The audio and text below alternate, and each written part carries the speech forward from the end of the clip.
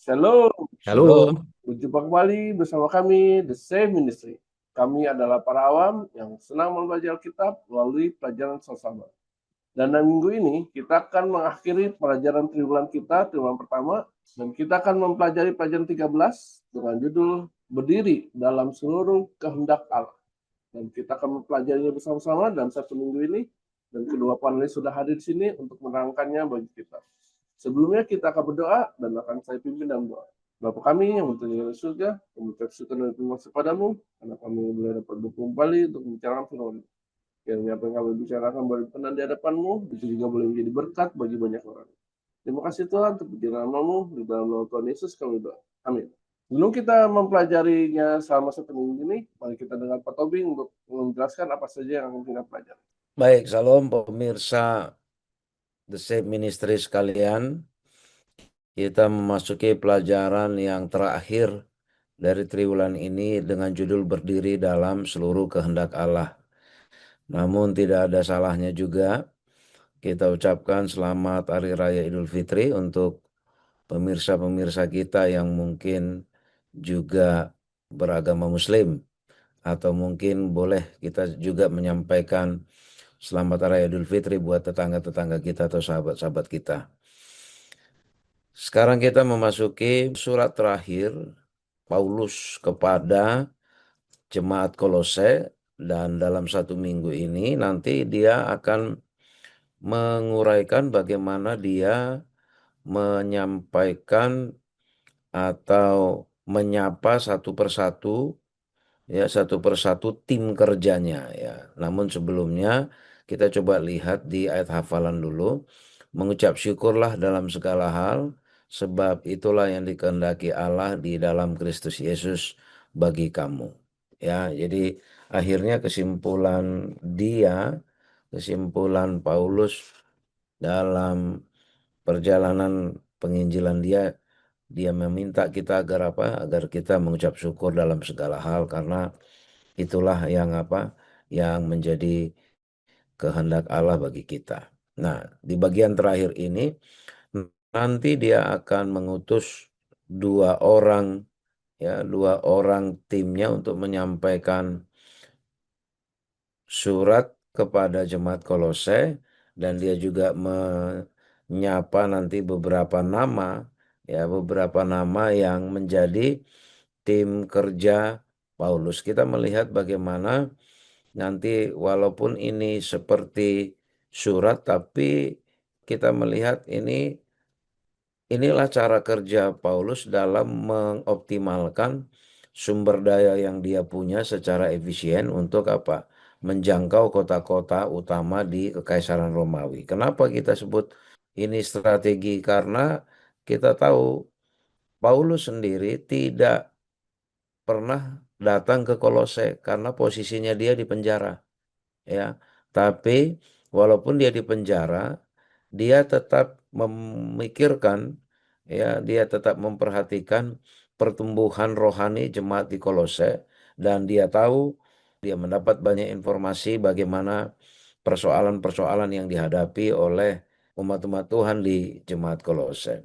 Dia juga menyebut nanti beberapa daerah yang tidak sempat dia kunjungi, bukan hanya Kolose, ada Laodikia, ada Hierapolis, ya, tapi semuanya itu dia perhatikan, dan dia berikan pesan satu persatu apa yang khusus untuk mereka, ya. Jadi ini ini kelebihannya Paulus. Jadi kalau kita simpulkan misalnya atau kita ringkaskan bahwa satu minggu ini ada setidaknya 3 hal yang kita akan pelajari, bagaimana tugas misi yang dijalankan Paulus ini digambarkan sebagai usaha bersama dari orang-orang yang bekerja sama dengan dia dalam hubungan yang erat.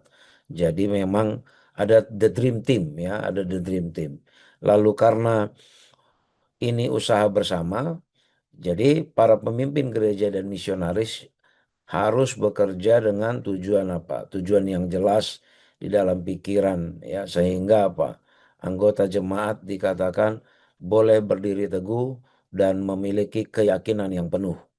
Dan yang ketiga, Oleh karena bentuk kasihnya Paulus yang kuat kepada Yesus, dia tidak kompromi terhadap hal-hal itu. Tapi Paulus menyampaikannya dalam surat, dalam narasi yang penuh kasih kepada jemaat-jemaat yang dituju. Itulah yang menjadi pengantar bagi kita, Pak Simon, untuk pelajaran satu minggu ini. Baik, betul. Terima kasih untuk penjelasannya. Kita akan melanjutkan ke topik utama kita di hari Minggu, yang judul pelajaran tentang jangkauan keluar. Kita dengar penjelasan tentang hal ini dari Pak Tony. Iya, diterangkan di sini kepada kita, ternyata perjalanan Paulus untuk mengabar Injil itu tidak tanggung-tanggung, dan itu bukan dilakukan dengan kendaraan seperti misalnya kita punya sepeda motor atau mungkin zaman dulu naik kereta kuda. Bukan. Dia lakukan itu dengan berjalan kaki, ya, sejauh 21.565 kilometer. Jadi kalau gampangnya misalnya Pulau Jawa itu ujung ke ujung itu kira-kira 1.000 kilometer, ya, 1.000 kilometer. Jadi kalau 21.000, ini 21 kali pulang pergi jalan kaki. Ya, kalau kita total-total perjalanan Paulus, ya, di dalam mengabar Injil, belum lagi ditambah selama dia di penjara. Ya, di penjara dia pun nggak berhenti berhenti juga nulis surat, ya kan. Nah, jadi ini luar biasa komitmen Paulus dalam outreach, ya, menjangkau keluar.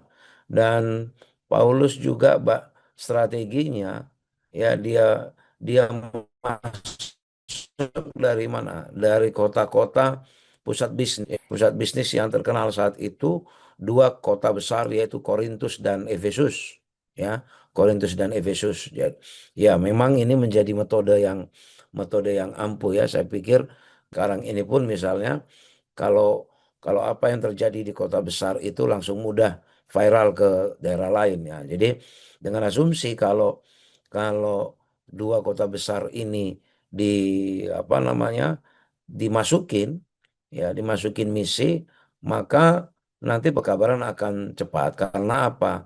Karena orang lalu lalang di sini, dan orang keluar masuk dari kota lain datang ke sini.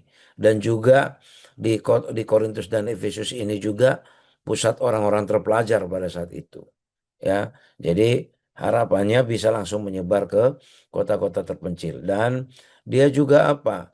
Satu lagi kelebihannya, dia juga rajin mengunjungi jemaat-jemaat yang dia pernah kunjungi.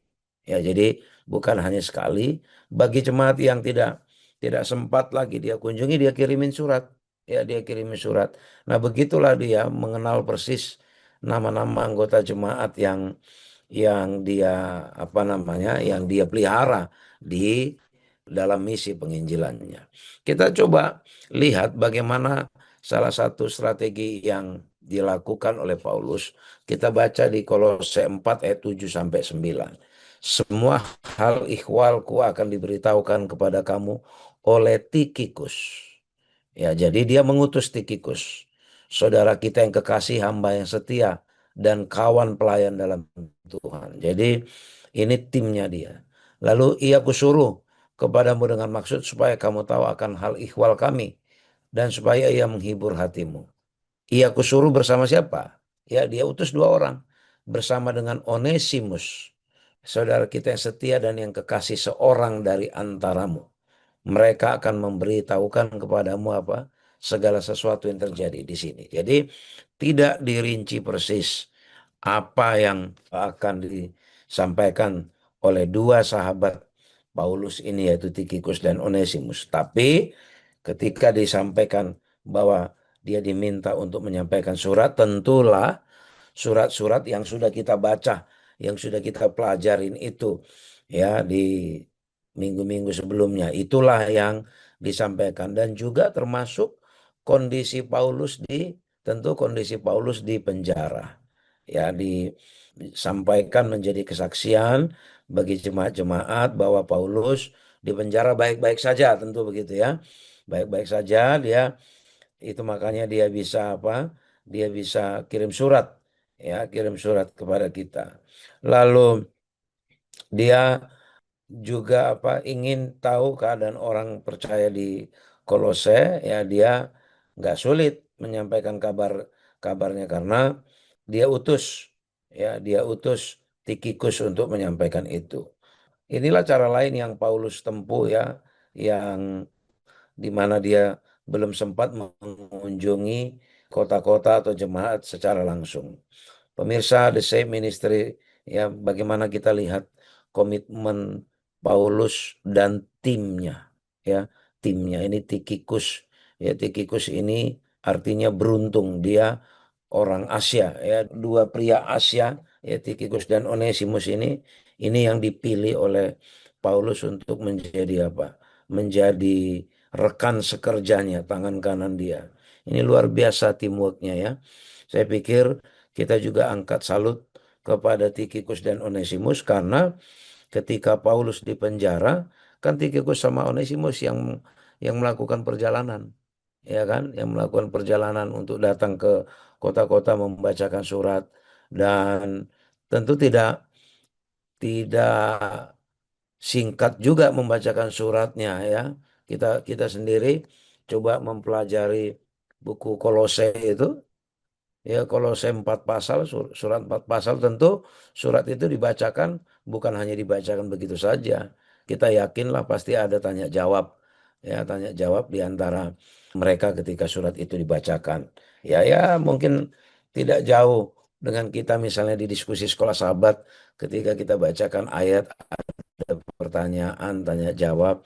Lalu Tikikus dan Onesimus itulah yang membantu menjelaskan karena dia sudah dilatih oleh Paulus untuk menyampaikan. Nah, jadi ini yang luar biasa dari Paulus, biarpun dia di penjara, dia punya perhatian yang besar di dalam melakukan tugas pemeliharaan kepada jemaat yang sudah menjadi Kristen. Ini pelajaran bagi kita juga bahwa tugas pemeliharaan itu perlu. Isu besar di gereja-gereja kita adalah kita rajin membaptis tapi apa? Pemeliharaan kita kurang.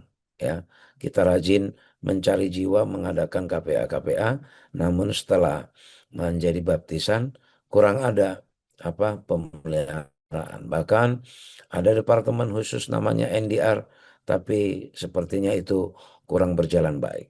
Antara anggota dan pendeta sepertinya saling salah-salahan. Ya, anggota bilang ya dibaptisin tapi pendetanya nggak mau merawat katanya ya kan. Pendeta bilang, oh tugas merawat itu bukan hanya pendeta tapi tugas anggota. Nah ini tentu pelajaran bagi kita ya. Paulus yang di dalam penjara pun berpikir untuk melawat ya, apalagi kita yang tidak sedang di penjara, kecuali pikiran kita yang di penjara ya. Paulus Paulus kan secara fisik dia di penjara tapi pikirannya tidak di penjara. Nah ini menjadi pelajaran mahal bagi kita, ya bagi para para penginjil-penginjil di gereja juga, tua-tua jemaat. Mari jangan sibuk memikirkan dana pemeliharaan, dana KKR.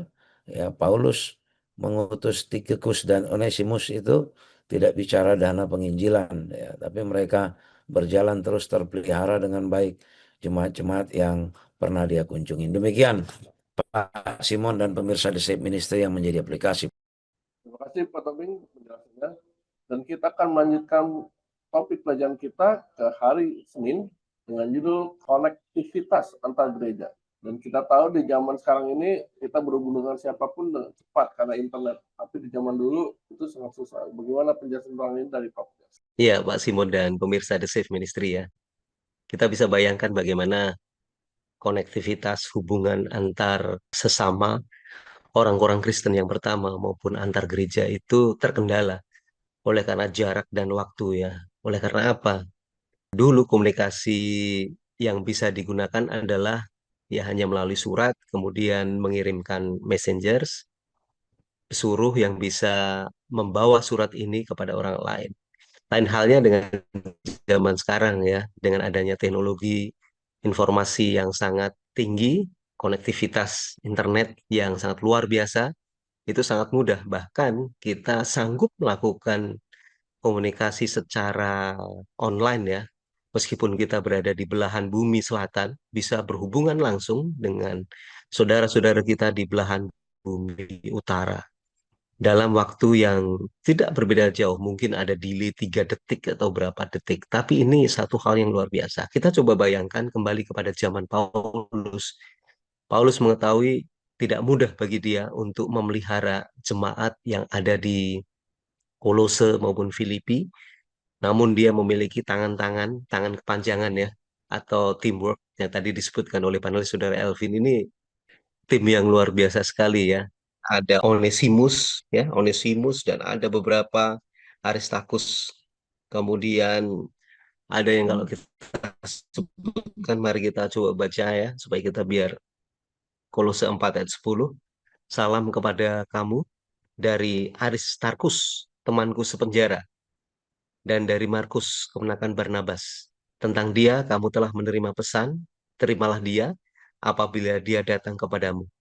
Kemudian dari Yesus, dan dari Yesus yang dinamai Justus. Hanya ketiga orang ini dari antara mereka yang bersunat menjadi temanku sekerja untuk kerajaan Allah. Mereka itu telah menjadi penghibur bagiku. Ini luar biasa sekali nih. Kita tahu bahwa Paulus itu punya rekan sekerja bernama Barnabas, dan Barnabas itu menggandeng keponakannya, yaitu si Markus. Dan ada satu lagi teman sepenjara, artinya Paulus ini juga aktif ya menyampaikan pelajaran, bahkan mungkin dia menyampaikan pekabaran Injil ke teman-teman penjaranya dia ya. Atau mungkin dia ketika dia berjalan bersama-sama dengan Aristarchus, kemudian mereka ditangkap, mereka dipenjara dalam satu tempat ya. Aristarchus ini adalah temanku sepenjara. Kemudian dari Yesus yang dinamakan Justus, mereka adalah orang-orang Yahudi yang bersunat, yang mana sebetulnya mereka itu digunakan oleh Paulus untuk meredam isu yang sangat besar pada waktu itu, yaitu antara Yahudi dan non-Yahudi.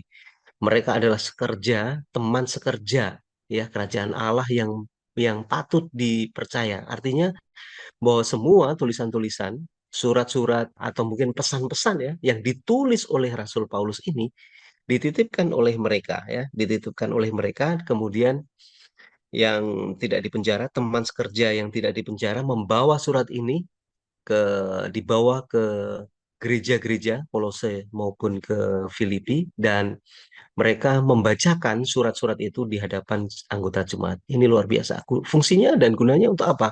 Untuk tetap menjalin persatuan supaya mereka itu benar-benar hangat di dalam Kristus. Mereka betul-betul diperhatikan, dipelihara, tidak dilepas begitu saja setelah mereka menerima pekabaran Injil, tetapi ada satu upaya dari Rasul Paulus bahwa persatuan ini jika dipelihara akan menjadi kuat, dan mereka akan tetap setia sampai kedatangan Yesus yang kedua kali. Nah, hubungan-hubungan yang luar biasa ini patut kita contoh ya pada zaman sekarang ini. Belum lagi Paulus juga menyebut bahwa ada arief dan ada 3 orang non-Yahudi, yaitu Epafras, Lukas, dan Demas.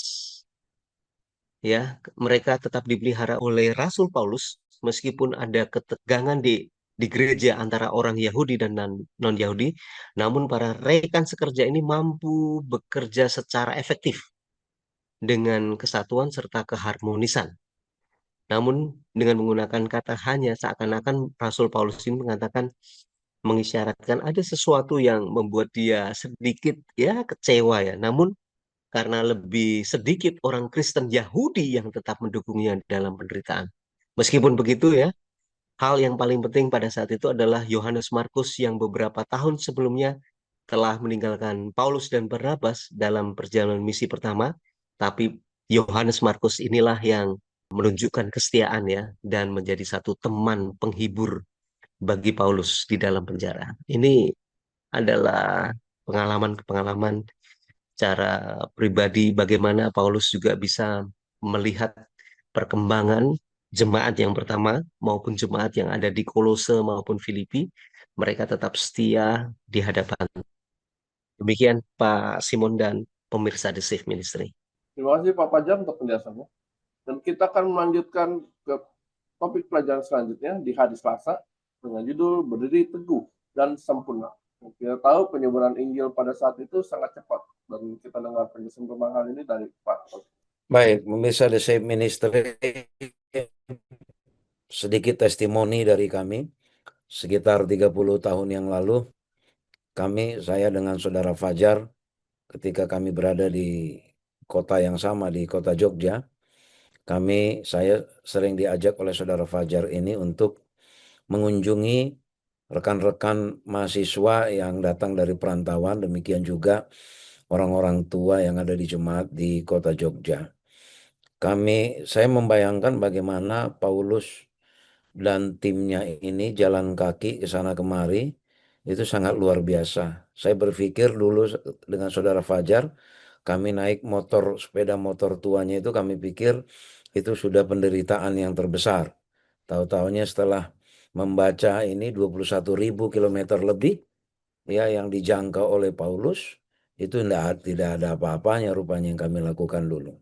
Tapi bagi kita yang sudah pernah merasakan bagaimana melakukan jangkauan baik keluar maupun ke dalam, pasti akan mendapatkan pengalaman emosional yang dirasakan oleh Paulus dan timnya. Bagaimana ada kepuasan batin ketika kita bertemu dengan saudara-saudara kita, memberikan kekuatan, walaupun tanpa menceramahi. Mungkin kalau ini timnya Paulus disuruh membacakan surat, kalau kami dulu berdua tidak menceramahi, tidak ada membacakan surat apa-apa, hanya mengunjungi, mengobrol-ngobrol, lalu setelah itu berdoa pulang. Nah, saya pikir ada banyak cara yang bisa kita lakukan, ya, bagaimana agar bisa saling menguatkan anggota yang lain. Dan memang itulah tujuannya, seperti yang disampaikan di pelajaran kita di saat ini, bagaimana Epafras itu, ya, kita coba baca di Kolose 4 ayat 12 sampai 13, ya. Salam dari Epafras kepada kamu. Ya, ia seorang dari antaramu, hamba Kristus Yesus, yang selalu bergumul dalam doanya. Ini kita tahu siapa Epafras ini. Dicatat dalam sejarah, Epafras inilah yang mendirikan Jemaat Kolose.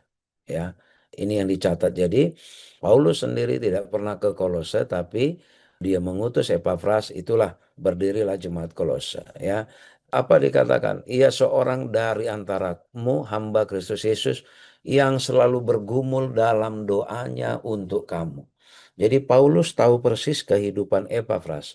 Dia selalu berdoa, menyampaikan atau menyebutkan secara khusus kondisi jemaat Kolose itu di dalam doanya. Supaya apa?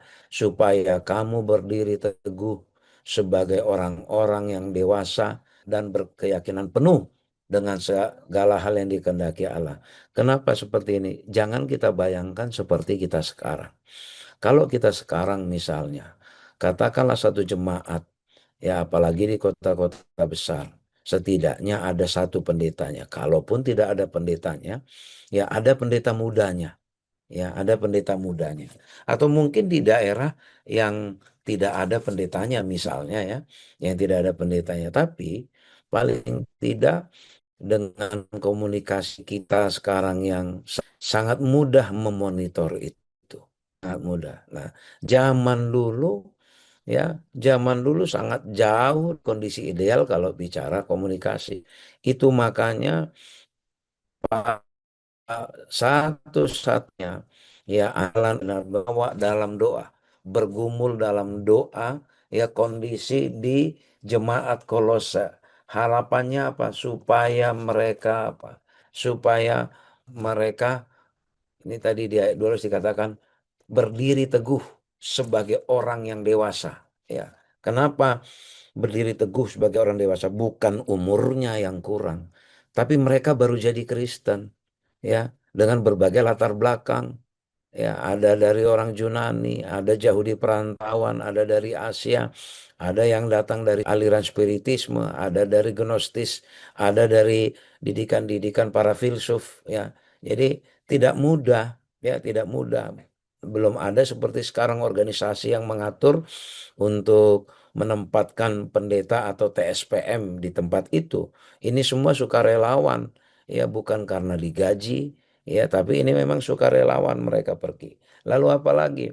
Ya, kita teruskan. Sebab aku dapat memberi kesaksian tentang dia bahwa ia sangat bersusah payah untuk kamu dan untuk mereka yang di Laodikia dan Hierapolis. Jadi Epafras bukan hanya kepada jemaat Kolose, dia juga kasih perhatian kepada jemaat apa? Laodikia dan juga Hierapolis. Ya, jadi ini penting sekali bagaimana jemaat mula-mula itu di mana mereka kurang pemeliharaan. Coba kalau zaman sekarang, ya, panelis saudara Fajar dan Pak Simon.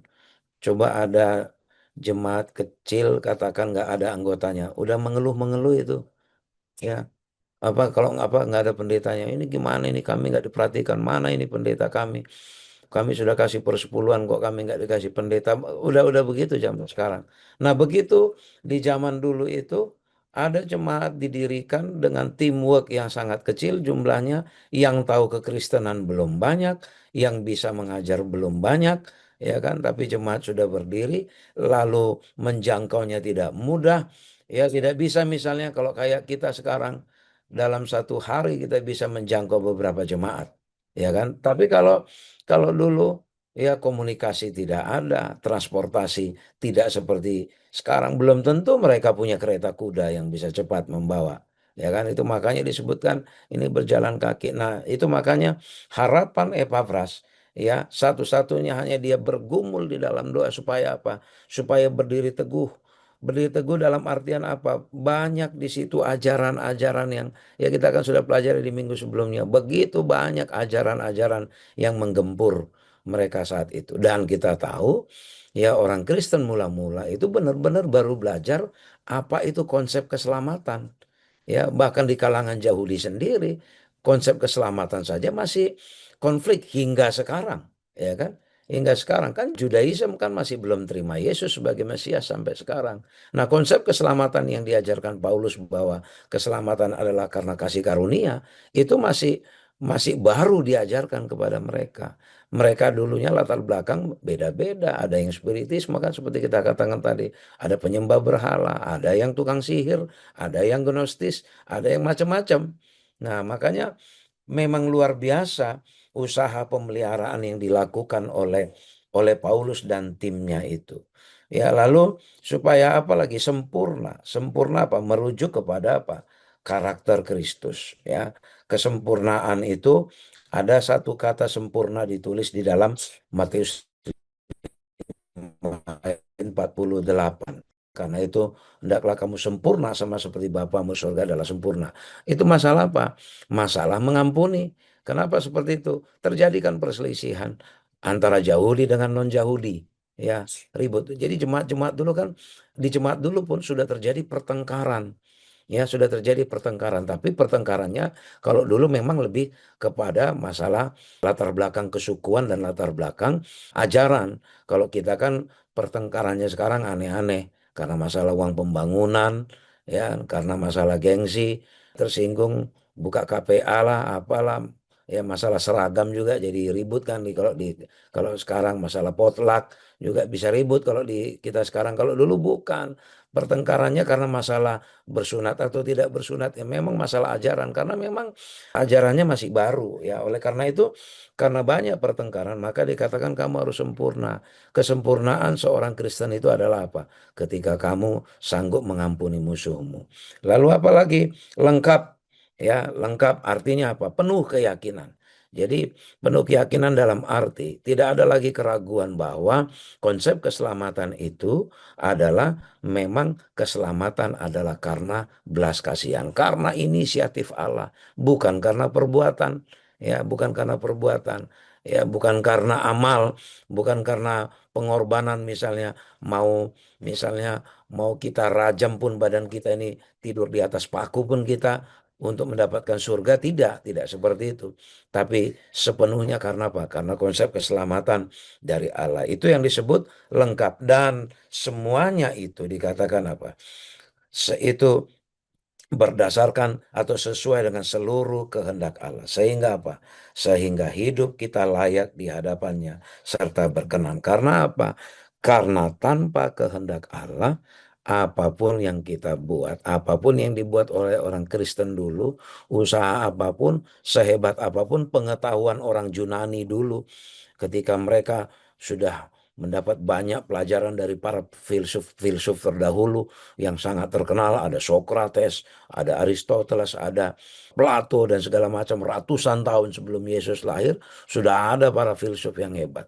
Mereka harus belajar apa? Mereka harus belajar memahami apa itu kehendak Allah. Itulah pentingnya, ya, pentingnya surat penutup Paulus kepada jemaat di Kolose dan juga jemaat-jemaat tetangga lainnya, ada Laodikia, ada Hierapolis, sehingga Paulus kembali mengutus the dream team, ya. Ada Lukas, tadi sudah disebutkan oleh Saudara Fajar, ada Lukas, ada Epafras, ada Demas, ya, ada Aristarkus dan lain-lain. Ya, ini pelajaran penting bagi kita, pentingnya memelihara apa? Anggota-anggota yang lain. Demikian pemirsa di Save. Terima kasih Pak Tobing untuk penjelasannya. Dan kita akan melanjutkan pelajaran kita ke hari Rabu dengan judul yang cukup menarik. Tinggal di dunia, tetapi bukan dari dunia. Dan kita dengar penjelasan tentang ini dari Pak. Ya, menarik ya. Tetap tinggal di atas dunia, namun kita bukan dari dunia ini. Mari kita coba baca dalam Kolose 4 ayat 14 dan 15 ya. Salam kepadamu dari tabib Lukas yang kekasih dan dari Demas. Sampaikan salam kami kepada saudara-saudara di Laodikia, juga kepada Nimfa dan jemaat yang ada di rumahnya. Nah, seperti halnya dengan Rasul Yohanes ya, dia menyampaikan kepada kita bahwa janganlah kamu mengasihi dunia dan apa yang ada di dalamnya. Jikalau orang mengasihi dunia, maka kasih akan Bapa tidak ada di dalam orang itu. Dalam 1 Yohanes 2 ayat 15 ya. Jadi kasih Lukas kepada Yesus dan kerajaannya membuatnya dia tetap setia mendampingi Paulus di penjara sampai pada akhir pada apapun yang terjadi. Sementara ada satu rekan sekerja yang bernama Demas. Demas malah justru lebih mencintai dunia ya daripada dunia yang akan datang. Tetapi mereka adalah rekan sekerja Allah dan Demas pergi ke beberapa tempat ya untuk menyampaikan pekabaran Injil yang ada di sana. Nah, ada nasihat-nasihat yang terbaik ya, nasihat yang perlu kita ketahui yang diberikan kepada mereka yang menantikan kedatangan Yesus yang kedua kalinya ya. Sangat penting bagi kita untuk mengetahui nasihat apa yang Rasul Paulus sampaikan, khususnya kepada jemaat Kolose maupun jemaat-jemaat yang mula-mula, Kristen mula-mula, yang mana mereka perlu mereka ketahui ya. Dalam 2 Petrus 3 ayat 10, tetapi hari Tuhan akan tiba seperti pencuri. Pada hari itu langit akan lenyap dengan gemuruh yang dahsyat dan unsur-unsur dunia akan hangus dalam nyala api dan bumi dan segala yang ada di atasnya akan hilang lenyap ya. Jadi jika segala sesuatu itu akan hancur secara demikian, betapa suci dan salehnya kamu tentunya harus hidup. Dan kita tahu bahwa kita masih tinggal di atas dunia, namun kita tahu bahwa kita bukan berasal dari dunia. Yaitu kamu yang menantikan dan mempercepat kedatangan hari Allah, pada hari itu langit akan binasa dalam api dan unsur dunia akan hancur karena nyalanya. Dan inilah nasihat dari Rasul Petrus ya untuk jemaat. Sebab itu saudara-saudaraku yang kekasih, sambil menantikan semuanya itu, tentunya kamu harus berusaha supaya kamu kedapatan tidak bercacat dan tidak ternoda di hadapannya dalam perdamaian dengan dia. Ada beberapa nasihat dari Rasul Paulus dan beberapa rasul-rasul daripada Tuhan Yesus mengamarkan kita untuk tetap berjaga-jaga. Yang kedua, tetap waspada serta selalu siap untuk menyambut kedatangan Sang Guru mereka ya, yaitu Yesus Kristus pada kedatangannya yang kedua kali. Agar kita tidak merasa terkejut. Namun sayangnya ada beberapa murid-murid Tuhan Yesus yang menuruti perintah Yesus ketika mereka mendampingi Yesus berdoa di Taman Getsemani, ya berjaga-jagalah dan berdoa. Tetapi yang ada pada waktu Yesus itu selesai berdoa, mereka didapati sedang tidur ya. Ya memang roh memang penurut di dalam pikiran mereka bahwa kita mau menuruti tetapi daging mereka lemah ya. Secara fisik mereka lemah dan tidak kuat untuk menahan kantuk. Begitu juga dengan zaman sekarang ya, barangkali kita sudah tahu akan kebenaran semuanya itu. Kita tahu bahwa apa yang perlu kita lakukan. Tapi kita lebih ada kecenderungan untuk mengasihi dunia, untuk lebih menuruti apa yang ada di dalam kata hati kita, menuruti keinginan daging, ya, keinginan daging. Nah, inilah yang nasihat-nasihat ini diberikan bukan hanya kepada jemaat mula-mula, tetapi bagi kita yang hidup saat ini ya, agar kita tetap berjaga-jaga, tetap waspada, dan selalu siap menyambut kedatangan Yesus yang untuk yang kedua kali. Banyak orang yang saat ini tidak melakukan persiapan yang diperlukan ya, tetapi malah justru mereka akan merasa terkejut apabila Yesus Sang Guru itu datang ya dengan tiba-tiba. Namun pada akhirnya semuanya tergantung kepada siapa saja ataupun yang menguasai hati kita. Apabila hati kita selalu terpaut kepada Kristus, tentunya kita selalu siap ya menyambut akan kedatangan Dia untuk yang kedua kali. Pekabaran ini juga ditujukan kepada jemaat Laodikia. Yesus memberikan petunjuk yang sangat jelas. Yang pertama, bahwa amaran yang disampaikan oleh Rasul Paulus agar mereka dari dosa-dosanya.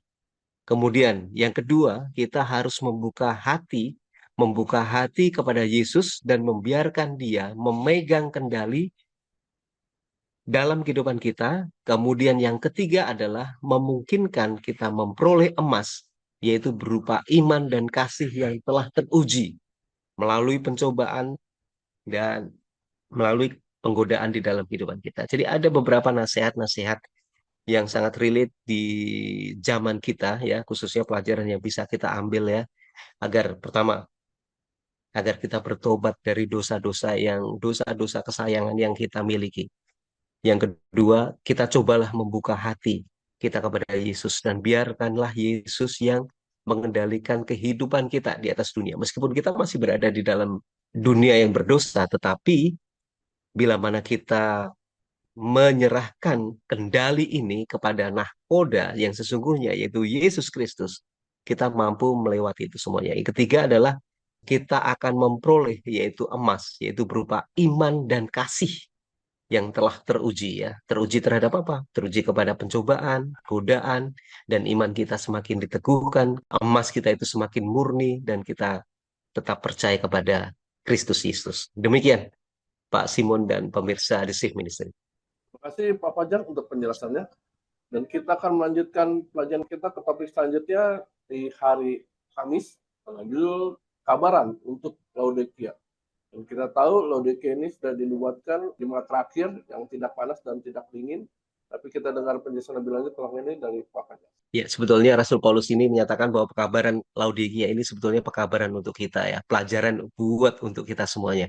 Mari kita coba baca surat yang ditulis sendiri oleh Rasul Paulus dalam Kolose 4 ayat 16 sampai yang ke-18 ya.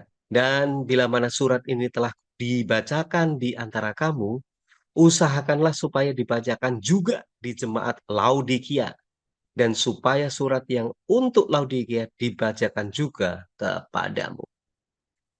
Dan sampaikan kepada Arkipus, perhatikanlah supaya pelayanan yang kau terima dalam Tuhan kau jalankan sepenuhnya. Salam daripadaku Paulus, salam ini kutulis dengan tanganku sendiri. Ingatlah akan belengguku, ya rantai ya.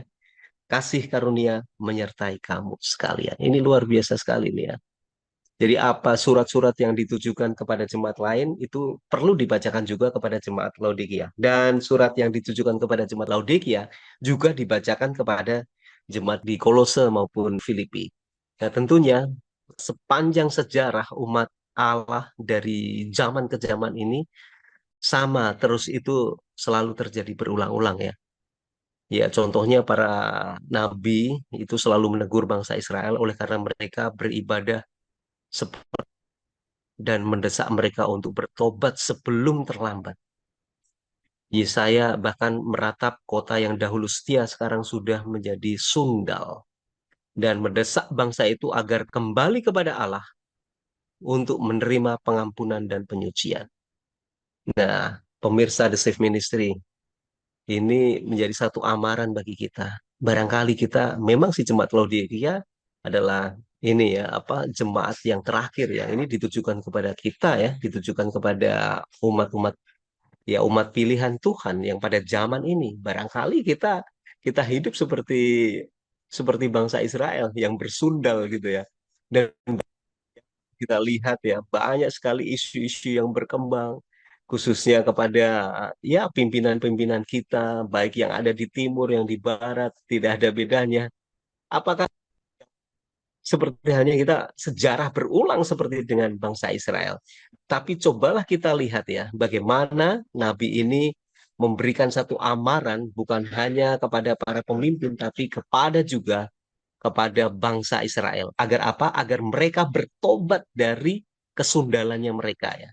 Artinya bahwa surat daripada Paulus ini menegur dengan keras kita yang hidup di zaman Laodikia ini, baik itu pemimpin organisasi, baik itu jemaat, ya, supaya kita itu bertobat dan kembali kepada jalan yang benar ya, supaya kita tetap setia pada waktu Yesus datang pada kali yang kedua.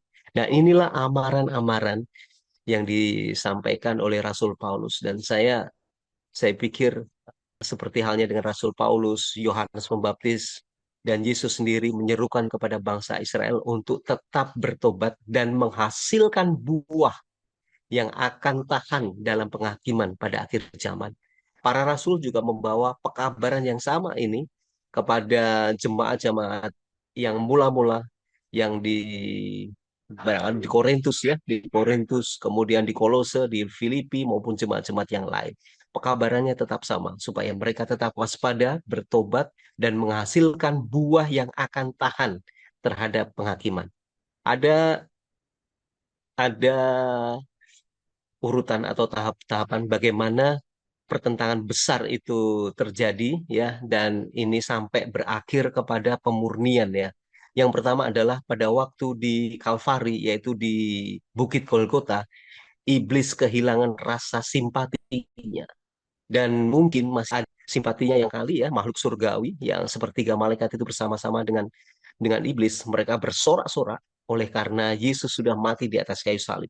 Namun rupanya dengan pengorbanan Kristus di atas kayu salib ini memberikan satu penetapan bahwa setan beserta dengan sepertiga malaikatnya itu dinyatakan akan dihukum.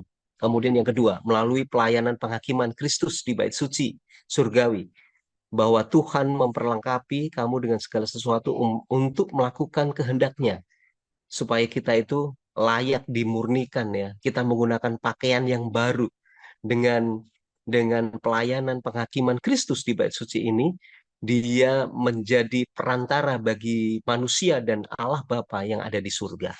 Kemudian yang ketiga, melalui penghakiman selama 1000 tahun lamanya, kita mengetahui bahwa banyak pertanyaan-pertanyaan yang tersisa. Kenapa saya tidak menemukan orang ini yang dulunya mungkin sangat baik menyampaikan pekabaran Injil tidak kita temukan di kerajaan surga, tapi malah justru orang yang tidak kita sangka-sangka berada di surga.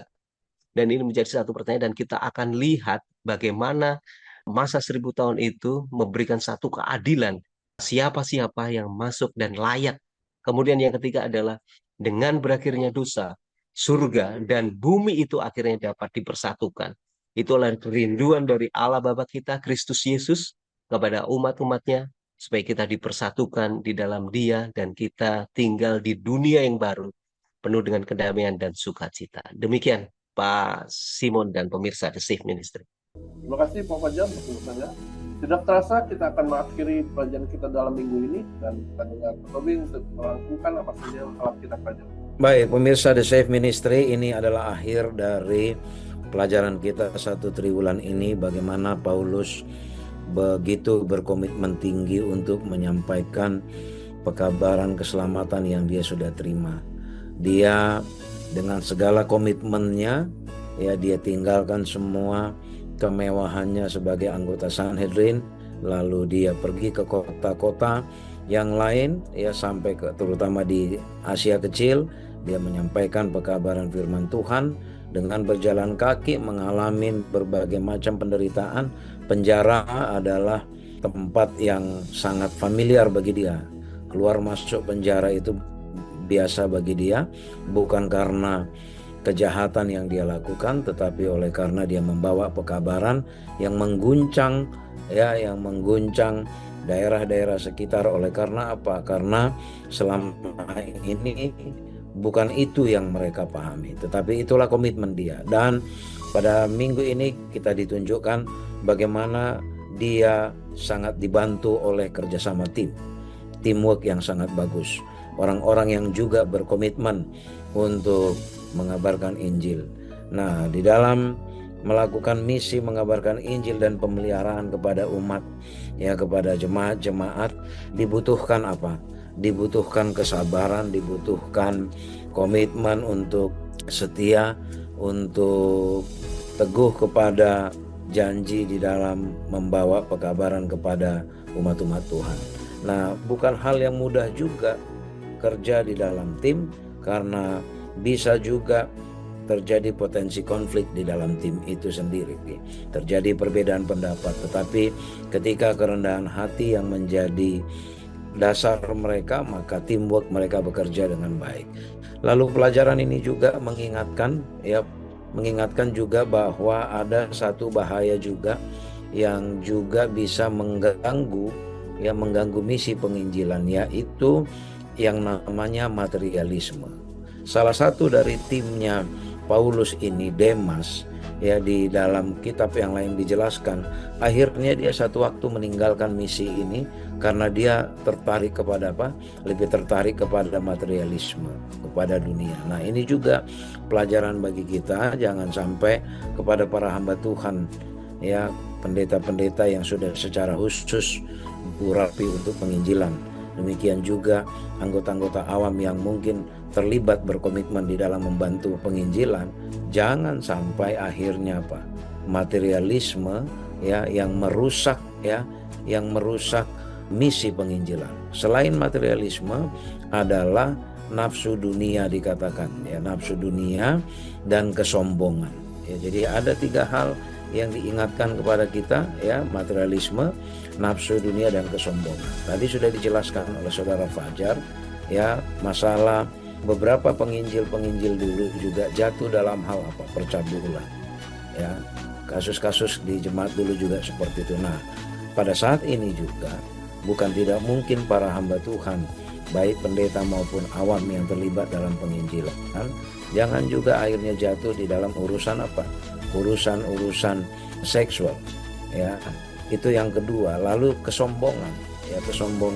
Paulus menekankan berkali-kali kepada timnya agar mereka diperlengkapi selalu dengan kerendahan hati, karena ketika tim bekerja, melakukan pemeliharaan, melakukan penginjilan, jangan sampai pengalamannya itu menjadi testimoni yang menyombongkan diri. Jangan sampai ketika katakan kalau di zaman kita seperti sekarang, jangan sampai sesi-sesi kesaksian baik di Rabu malam atau di hari Sabat, di sesi penginjilan perorangan, jangan sampai itu testimoni-testimoni yang membesarkan diri sendiri. Ini yang menghalangi perjalanan kesuksesan penginjilan. Biarlah kiranya kerendahan hati, di mana semangat pengorbanan Yesus yang menjadi semangat kita sebagai penginjil, sebagai pemelihara. Ketika kita menyadari bahwa itu semua karena belas kasihan Tuhan, maka tidak ada keberanian bagi kita untuk menyombongkan diri. Biarlah kiranya pengorbanan Yesus itu yang menjadi fokus tujuan kita selalu. Itu selalu yang kita bawa, sehingga orang yang kita temuin pun mereka mengenalnya adalah pengorbanan Yesus. Bukan capeknya kita, bukan pengorbanan kita, bukan bagaimana kita sudah meninggalkan berbagai kegiatan kita, tetapi yang mereka ingat adalah pengorbanan Yesusnya. Karena itu selalu yang kita sampaikan. Demikianlah yang disampaikan oleh Paulus kepada kita melalui 2 suratnya kepada jemaat Filipi dan Kolose, bahwa keselamatan itu adalah atas inisiatif Allah, karena belas kasihan Tuhan itulah yang menyatukan surga dan bumi, yaitu kasih Kristus. Demikian pemirsa The Safe Ministry. Kiranya Tuhan memberkati kita. Terima kasih kepada para panelis yang sudah menerangkan pada kita dalam satu minggu ini, Pak Tabung dan Pak Fajar. Biar apa yang kita pelajari saat ini boleh dapat memperkuat iman kita dan kita tetap menginjil hingga Yesus datang kedua kali. Dan kita akan tutup dalam doa dan kami minta Pak Tobi untuk berdoa. Mari kita berdoa. Bapa di sorga, sungguh sempurna pelajaran yang Engkau berikan melalui hamba-Mu Paulus yang telah memberikan suratnya kepada jemaat Filipi dan Kolose. Kami sudah pelajari selama 1 triwulan ini Tuhan. Biarlah kami benar-benar mengerti dan menerima, mengimani bahwa keselamatan kami bukan karena usaha kami Tuhan, tapi oleh karena belas kasihan Tuhan, oleh karena inisiatif Tuhan. Dan atas inisiatif Tuhan itu juga lah yang memberikan iman kepada kami, menguatkan kami, sehingga kami pun menerima pengorbanan-Mu dan itu nyata melalui kehidupan kami Tuhan. Demikian juga kami berterima kasih semangat penginjilan dan pemeliharaan yang ditunjukkan Paulus beserta timnya, agar ya di mana mereka secara sukarela berkomitmen di dalam kerendahan hati melakukan pemeliharaan ke jemaat-jemaat yang mereka telah datangi, dan mereka giat selalu mengabarkan Injil kemanapun pergi. Dan biarlah dalam kerendahan hati kami menerima tugas ini semua Tuhan, melalui cara kami masing-masing, melalui talenta yang Tuhan sudah karuniakan bagi kami. Biarlah kami menjadi pemelihara dan penginjil-penginjil yang Engkau utus kemanapun kami pergi Tuhan. Memberkati umat-umat Tuhan, pemirsa The Save Ministry, agar kami semua boleh Engkau jadikan hamba-hamba Tuhan yang rendah hati sama seperti Paulus dan timnya, sehingga kemanapun kami pergi Tuhan, nama Tuhan yang dimuliakan. Di atas segalanya Tuhan, mohon ampun kami dari pelanggaran dan dosa kami perbuat. Dalam nama Yesus kami berdoa. Amin. Amin. Terima kasih pada para pemirsa yang telah menyaksikan video ini. Jadi ini boleh jadi berkat bagi kita. Dan jika Anda berkenan, Anda boleh mensuka video ini, subscribe dan mengkomen dan membagikan juga agar orang lain boleh dapat berkat. Dan kita akan berjumpa di triwulan kedua di minggu depan. Shalom. Shalom. Shalom. Tuhan Tuhan memberkati. memberkati.